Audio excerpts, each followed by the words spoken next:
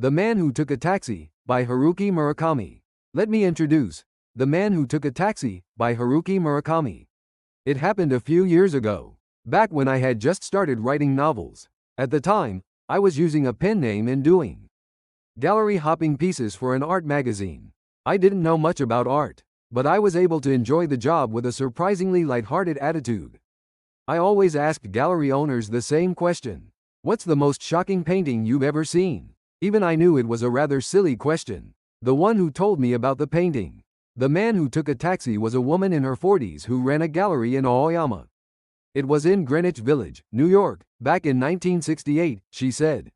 She had gone to an art college in the eastern United States to become a painter, but after graduation, she started working as an art buyer, purchasing works by young, unknown New York artists, and sending them to art dealers in Tokyo.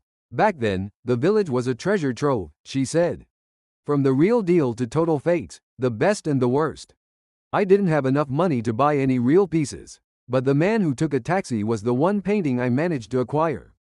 And then she said it had no artistic value whatsoever. The artist was an unknown exile from Czechoslovakia. She went to his apartment to look at his work. The colors and brushstrokes were striking, but that was about it. Nothing more. She was about to give up and leave when she noticed a painting placed by the door.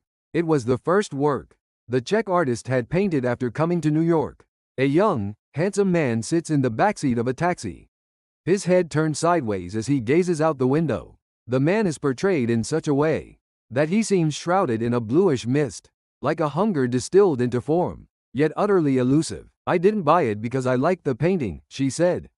I was 29 at the time, and felt that my youth was coming to an end.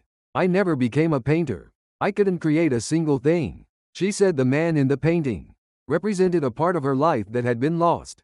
When she returned to Japan, she left her husband, gave up her child, and smiling brightly added, I burned the painting too. At the same time, she continued, by chance, just last year, I met the man who took the taxi while traveling in Athens. Apparently, the man introduced himself as an actor with the Greek National Theatre, and as he said goodbye, he told her, enjoy the rest of your trip. At that moment, she said, I felt clearly that something had come to an end.